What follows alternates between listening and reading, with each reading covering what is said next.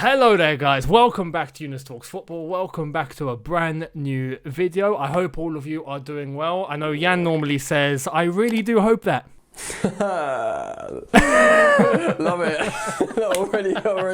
already hybriding the brand. Superb. Literally. No, I've got a special guest on. We were with George Benson a few days ago. We've got your next requested man on here today, and it's none other than Younes from Football Therapy. What's up, Younes? How you doing, man? Thanks for having me on. Very pleased to be here on your new explosive high-octane YouTube channel that's doing bits. I'm pleased to be a part of it, and I've come to hopefully add something in today's episode, show, feature, thing. Absolutely, man. There's no doubt. There's absolutely no doubt you will smash it. No, thank you so much, man. It's a pleasure for having you on. I'm sure everyone appreciates the work that you're doing on your channel, just like George and the other lads are. So, yeah, man, this is going to be good. Cool. Yeah, I'm looking forward to it, mate. Lovely, jubbly. Well, we get stuck in. No hanging about. Let's do it. It's a good time, isn't it, for all of us? Not just us that are making content about what's going on around Chelsea at the moment, but all Chelsea fans around the world. We're all ecstatic. We're having a transfer window that we've been dying to see for years. Am I right? Oh, man. Well, the best transfer window we've ever had, dare I say. Absolutely mental. Not just buying superstars, buying young superstars, post-financial fair play, while not breaking any rules, which adds extra salt to all the rival fans. It's just incredible, man. And I think people need to temper expectations a little bit while this just madness settles and hopefully blends together. But yeah, absolutely buzzing, mate. And there's just so much to get excited for, to be honest, mate. There's so much going on. It's popping. In terms of expectation, I mean, we are going to win the league, aren't we? Easy. What? Easy. Which one? How many? Champions League? All of them. All of them. Let's be real. Chelsea are going to win the World Cup next season. I don't know how, but it's going to happen. It's a madness. Oh, mate, can you imagine? We'll win 5 trophies rather than the quadruple. No. In terms of everything you just said, yeah, this is... I said this a few days ago. I said it with George. I said it on my video. This is possibly... But I say possibly because 2004 was a flipping amazing window. For those of us that can remember that, at least. But it's possibly better. Just in terms of profile of players coming in. These are younger lads. These are lads that are already playing absolutely brilliant and still have much more to offer. You know, still haven't hit their peak. It's really interesting times, man. In terms, you mentioned a bit of salt in terms of non-Chelsea fans and other teams. Did you see Jurgen Klopp yesterday? And his little but interview? tell me what he said. I have to say, because he mentioned Chelsea without even being asked about Chelsea. It's like we're on his mind. You know, we're clear as day. And the sense of tone in his voice, there was a bit of panic. I think there was a bit of panic there. He didn't seem settled. They were talking about the way Liverpool was run and, you know, staying at the top and not having to splash out money. Well, even though they bought Van Dijk and Alisson, but we're just going to ignore that. But mentioned Chelsea saying, you know, we're not going to do things like, we don't do things like other teams, like Chelsea, you know, they're going around buying everyone. And he said that can be an advantage for them, but it doesn't mean that you're going to buy 11 best players in the world and then next week they're going to be playing the best football, which is correct in a sense. But, yeah, of course. But, you know, we are, aren't we? Context. It's so funny. Klopp is such a divisive character that I sort of love, hate him a lot of the time. You can tell they've not made one signing yet, and they do actually have financial trouble with Liverpool. But it's interesting because he understands how Chelsea have always operated.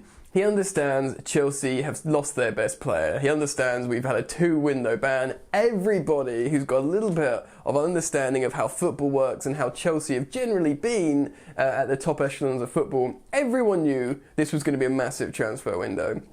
And just because it is a massive transfer window and Chelsea have signed good players, they haven't broken the transfer record for outfield players or anything. They've just bought loads of sensible players. 35 mil Ziyech, Werner was a steal. Ultimately Chilwell is a lot less than people originally speculated.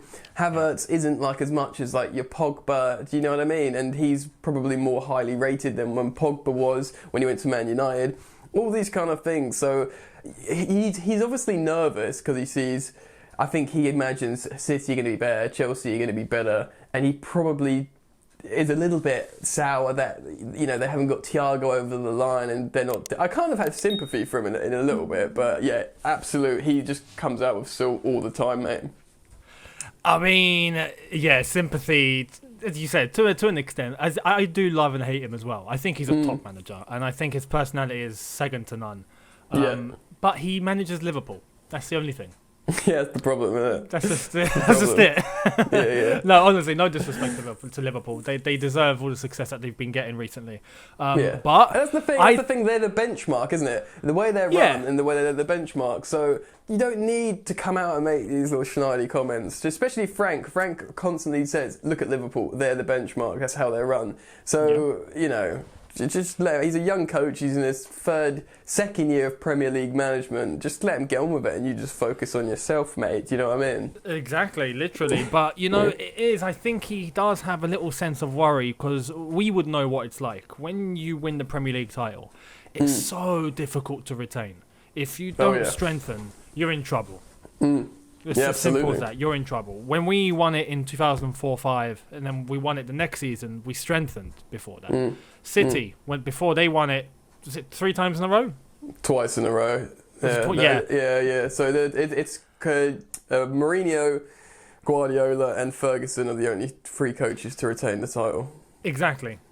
They strengthened. When we didn't strengthen, flipping hell, we had 15-16. It's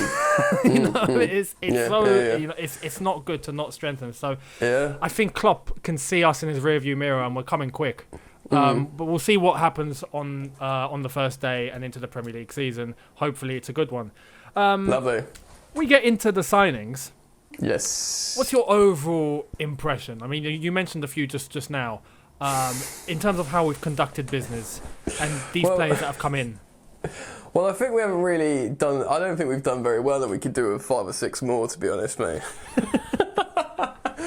It's been mental. I could never It's not enough, is it? Yeah. I said this to George when I was chatting to him.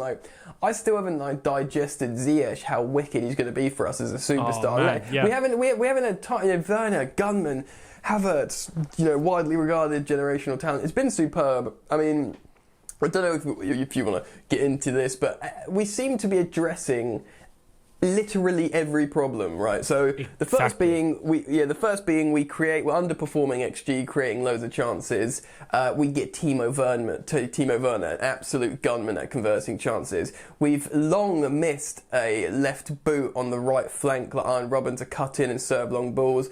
Immediately, completely resolve that issue in the best way with Hakim Ziyech. We've got no seniority in the back line, people to look after the defenders and tell them what to do. You bring in Thiago Silva, captain of PSG, captain of Brazil, just had a Champions League final, marshalled the best attack in Europe very, very well. We don't have a left back who can defend or is, good in boxes. We get Ben Chilwell, whose numbers are very, very good at that. What else is Holland? What else? You can say, well, Mendy. We're really bad at corners defending because our goalkeeper isn't tall enough and can't claim balls. You get a 2-metre tall goalkeeper in with a massive wingspan. They're all fitting absolutely fixing the problems. And when it comes to Kai Havertz, it's an Eden Hazard situation. Oh my God, this player is going to be like Ballon d'Or level player in the future. No one else can buy him. Granted, we don't really need him, but we have to buy him as no one else can because we can. Which is just the cherry on the icing on the cake. So that's how I feel about this transfer window. No pressure, boys. Oh, mate. I thought of this, because it's just been such a good window, and there's so much, there's so many good feelings around the club at the moment and amongst the fan base. And it's a shame that there's no fans at the ground. But I was just thinking on the off chance, I don't want to give much energy to this because it's not good, but on the off chance, can you imagine if somehow this just didn't work? Oh, yeah, no, I know what you mean. This is almost like a slightly more Galactico version of what Milan did like 2 or 3 years ago. Yeah. When they had a massive cash injection, and I think they bought 9 new starters, and it was their push to get back into the top 4 in Serie A. That you could argue is our push to get back, because we're in the top 4, the push to win the league. And they almost went backwards and it didn't work. Now, I don't think that's going to happen, because I think that was a bit more, the way they purchased wasn't as sensible as what we're doing. Literally, that sort of monologue I just did about fixing problems, that sort of is, quintessential sensible buying, I think. People could say Chelsea aren't being sensible because they've just gone trigger happy. But really, if you look at the problems and the purchases, all the potential's there to not just fix current problems, but to get better. I think Chelsea as a club are too good in terms of, in the last 20 years they've been too good to fail in the long term with these guys. There is a chance it might not work straight away. There's a very small chance it might not work at all under Frank Lampard, but I just don't feel that's the case. But regardless, these players are not wasted. They're sensible purchases at a good price, and they're all very talented, and they're all very capable in playing in the Premier League. So, no, absolutely, really, man. And I think the way we've conducted business has been second to none. You mentioned the point of being able to just fix the problems that we've had. Left back, great, get a left back. Centre back, great, get a centre back. A left-footed right winger, boom, got it. A new striker, boom, got it. A goalkeeper, and we're just fixing exactly what we need. And I think that's what kind of ticks off a lot of other people. They think, Chelsea are buying the league again. It's not that. No, we are literally just fixing our problems, and we're doing it with financial sense, because if you look in terms of some people saying, they're breaking FFP. Well, no. We have just come out of a net profit. I mean, we're now at a net loss, but I think it's a matter of 20-30 million in terms of net spend. It would be so, sorry to cut you off there, Younes, just really quickly, but it would be so interesting to see after this window, so, maybe even buying 2 more players, maybe selling a few, looking at, the net spend rankings for the last 10 years, we'll still be not even in the top 4. Do you know what I mean? So exactly. People, they'll all come out, these graphs on Twitter eventually, and they'll get circulated. So, as time will tell, and all the rival fans will be like, they've actually conducted business really well. I mean, Liverpool, salty Klopp, they're not even in the top 10, so they've obviously been amazing with the way they've spent money, but apparently they don't have the money to spend, but we won't get into that. But Chelsea, like you say, amazing business, and completely by the books as well. Exactly, man. You think that you might have a clearer opinion on the topic that I want to discuss now. Edouard Mendy. Yes. So it's pretty clear Edouard Mendy is going to be coming to Chelsea. I know it's not quite over the line just yet. It will be. I'm not putting my hair on the line for this one. I think Jan's done the honours already. Thanks, mate. No digs, I swear, no digs. Okay, and then you thought of that as you were saying it, didn't you? Literally, it just popped in my mind. Good sense. Go on. But Edouard Mendy, who is looking like will be joining on a 5-year deal. I wanted to ask you, I know you follow Ligue 1 probably a little bit more than some of us. Cool, maybe. Do you? Is that an overstatement? I listen to people talk about Ligue 1. I listen to a lot of Julian Laurens and stuff, but go on. Fair, okay. Well, your thoughts on Edouard Mendy. What do you think his role is going to be? I know Kepa's not leaving the club. That's for sure. So when he comes in, do you think he will take that number 1 spot? Do you think he's being brought in just as competition? And what do you think of his attributes and what he can actually bring? What separates him from Kepa? Okay, well, I'll tell you what I know about it. Obviously, the connection is between Rennes and Chelsea, of course, initiates with Petr Cech. That's where we bought him from. He's got very close connections to the club. Lolishon, the head honcho goalkeeper man at Chelsea, also very well or communicates well with them, speaks to them a lot, and they've both Petr Cech and Lolachon have identified Mendy probably way before, for about a year. This is not like a really recent thing. They've looked at him for a while. They've been, when Petter's been working at Stamford Bridge at Cobham, this is someone he's actually been looking at and researching for a while. Now, he does fit the profile of what Chelsea are poor at, something that I said before. He's very, very tall. The dude's like 2 meters tall, what's that, like 6'5" or something. And he's very good at claiming balls and commanding the area, something Chelsea have been awful at. Kepa doesn't ever claim balls. He doesn't come for crosses. And ultimately, we concede at set pieces because of that. So he fixes that problem. I heard Matt Law talk on the Londoners Blue podcast, very good podcast. He was talking about this. And he said apparently Frank Lampard has delegated. Frank will sign off on this signing, but apparently he's just gone to Petr Cech and been like, look, man, you do your thing, I'll do mine. Go find me a goalkeeper that can do this. And they've identified this guy. Now, Mendy, also, it's worth noting, Chelsea's greatest goalkeepers have been very, very tall. We've gone with Kepa because he's highly rated, but in terms of our successful keepers, Petr Cech and Courtois, they've always been very, very tall keepers. And I think, the club and Lampard recognise that. Edouard Mendy, he's a late bloomer in Ligue 1. This is something Julien Laurent's talked about. He's 28 years old. He had to go through the lower leagues. He's obviously had a couple of good seasons at run. They're in the Champions League now, I believe. And so he's like a sort of highly rated top 5 keeper. He's not Galactico quality. He's not, young and worth loads and loads of money, hence us getting him for a good price. But he is available for an obtainable price. And he suits our current frailties to fix the frailties. Whether he'll be the first team goalkeeper is yet to be seen. I think they'll decide that once he comes, but knowing they have him is like step one for Chelsea's weaknesses. But just to finish off on this little run here, Frank Lampard apparently does have sympathies for Kepa, even though he's no way near good enough last season. Obviously, the record books will dictate that.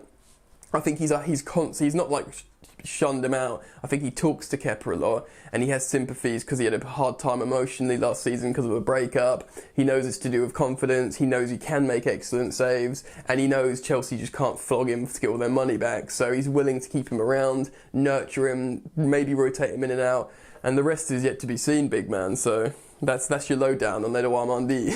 Fair play, man. That's a really good breakdown on what to expect. Cheers for that, man. That's all good. I only found this out a couple of days ago about Mendy. I didn't know this, but he's 28. 5 years ago, at 23 years old, he was unemployed. He was working in a factory. Wow. And yeah, it's like a Jamie Vardy story, but worse. So it's like... right. It's like Jamie Vardy was like Sunday League football. This is like working in a factory somewhere. Wow, he literally went from that in the space of 5 years, less actually. Man. Climbed to the top of, first team football, Senegalese international. Unreal. So amazing. If that trajectory continues, well, he'll be the best goalkeeper in the world next week. Champions League brilliant. Next season, mate. Easy. Easy. Beautiful. Moving on to one player who is looking like will be going out on loan very imminently, Fikayo Tomori. Yes. Going to what seems like it's going to Everton. Yes. What's your thoughts on that? Some are saying, if he stays at Chelsea, it'd be good for him.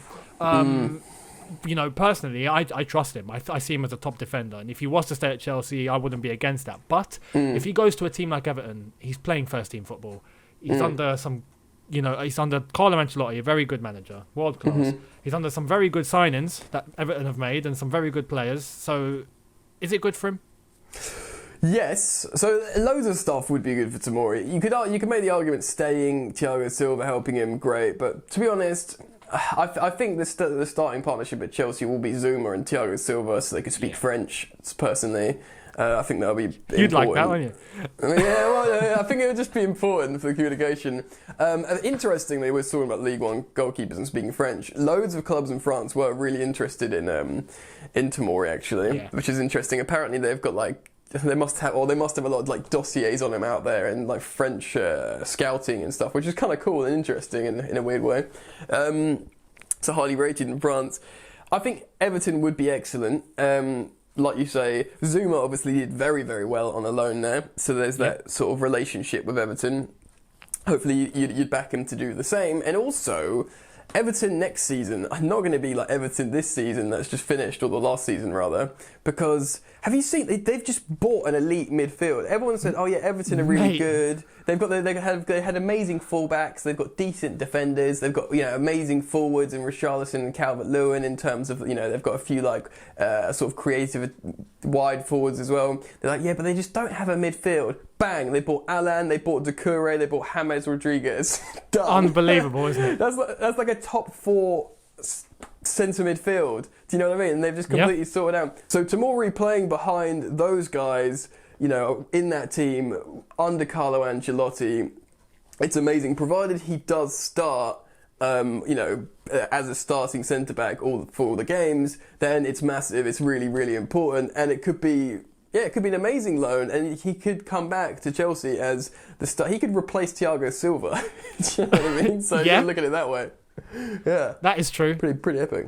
I spoke about this briefly on my video yesterday. Just it would be a perfect timescale, So once Thiago Silva does finish his 1 or 2 years, he'd probably go off on retirement or to the States or whatever he's going to do, and then Tomori will probably be that guy to come in. So it'll work out nicely. I think it's a really good move for him. So good luck to Fikayo. Yes. Now, talking about players who are going to be starting, to wrap up the video, I asked George this and he was hesitating. So I don't know if you're going to do the same. What is your starting 11, considering all the signings we've brought in, considering even Mendy or any other players that. Well, Mendy and Rice is a possibility. But considering these players that have come in, what's your starting 11? Am I allowed to pick Rice? Yeah, go on him, because I think we'll get him. Go on him. Okay. This is going to be brutal, and like people are going to come for you regardless after choosing. But there isn't. We might as well go full Football Manager if you're going to do this. So because the B team will be like an amazing team as well, but like the first team will be Ziyech right wing, Werner up top, and Christian Pulisic, Chelsea's new number 10, on the left. And then there will be a central midfield 3. The 2 attacking 8s will consist of Kai Havertz on the right channel where he likes to play. Yep. The left side, Mason Mount will keep his spot because he's played so much. He knows how to play the system. Yes, Kovacic could play there. Yes, Ruben Loftus-Cheek will play there. But I think just for the moment, looking back at last season, Mason Mount, and then obviously CDM, Kante. I think Kante will be more of a rotational player, like wheel him out for the big games because he's going to be really injured. So let's put Declan Rice at CDM there. Left back will be Chili B, of course. The central defensive partnership will consist of Kazuma and Thiago Silva, parce qu'il parle français comme ça. And at the right back position, I think Reece James, but there is a chance Azpilicueta might be a little bit more. Yeah, I think Reece James because of the way he'll overlap with Ziyech, but I wouldn't be surprised if Azpi did play a lot.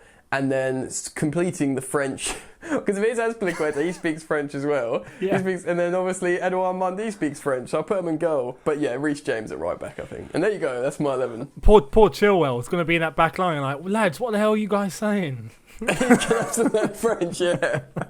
Yeah, but that's the thing. Also, if you have Kante in CDM, he can also French. Yeah, so exactly. Chilwell would massively be the other one out there. No, that's a different 11 compared to what George came out with and what I said as well. The Azpilicueta point makes sense, obviously, because of speaking French. Reece James, I do trust, though. That CDM, you mentioned Rice, that's going to be interesting. Mason Mount, that's going to be interesting. That's a split opinion. Did you choose Mason Mount? I chose Kovacic. Yeah, player of the season. I only choose Mason Mount because if he's fit, he's Lampard's system player. He presses, he blocks passing lanes, he just always runs and works. And I feel like Kovacic is such a good player. He's like a Galactico level dribbler, ball progressor. But I think with the rest of these players on the pitch, we won't rely on him to progress the ball like that through midfield. So we'll need more of like a just super presser, like running round kid like Mason Mount, who could also bang a goal. Do you know what I mean? Yeah. But we might be defensively short, and then I don't know. But I don't know. I just see Mason Mount staying in the team personally. We mentioned it would be interesting if we went with that way, or if we did start with Kovacic, somehow hopefully dominate a game, and then with half an hour to go, bring on Mason Mount to run around like a horse and press everyone. Yeah, run them ragged. Yeah, so, yeah. That makes sense. I mean, that's the thing, isn't it, Younes? There's gonna be there's so many ways. Team, yeah. So the B team. If you think about the B team that I haven't chosen there, it's Kante at CDM. And then you can have like Ross Barkley, or you can have Jorginho at CDM and Kante right centre mid, Ruben Loftus-Cheek on the left, not Ross Barkley, Ruben Loftus-Cheek on the left. So suddenly that's an amazing midfield. Oh no, I didn't pick Kovacic, did I? Oh my God, there's just too many players. Like, it's basically you're the second team will be sick, top to bottom. So which is something we haven't had in ages, man. We needed that being able to have two different teams that are both, both really, really high level. So capable, yeah. Exactly. So it worked out really nicely. Bro, cool. Thank you so much, man. Superb. It's been cool. Yeah, I've enjoyed it. We've been all positive, no doom and gloom. Maybe later in the season when we lose 1-0 to Burnley, it'll be different. But for now, it's all smiles. Mate, someone said, imagine we lose 1-0 to Brighton and then beat Liverpool 3-0. It's so Chelsea. That would be Chelsea. And I'm like, yeah, but not now. Not with these signings through the door. I think it's safe to say, hopefully that's gone. I'd kind of take it though. I'd take it though, because if you think about it, that's like one step closer to the title. Beating Liverpool 3-0 with their goal difference, taking 3 points off him. It's all part of the plan, man. It's all part of the plan. Exactly, man. Yeah. Hey, fingers crossed. Come May, it's going to get interesting. That's it. Madness. Honestly, guys, if you haven't already somehow, go into the description, head over to Football Therapy. Do check out Jan and his content. As I said, if you're not already, subscribe to his content, subscribe to his channel, like his videos. You're smashing it over there. 100k is around the corner, mate. Oh, not quite, but thank you, bro. Yeah, not too far now. It's coming. Very, very shortly. But thank you so much for coming on. Pleasure, mate. Thanks for having me. No problem at all, man. And guys, as I said, go into the description, follow my social media link, subscribe to the channel if you are new, hit that notification bell to be notified once I've uploaded, and I will see all of you really, really soon. Have a good one, guys. Take care, and peace.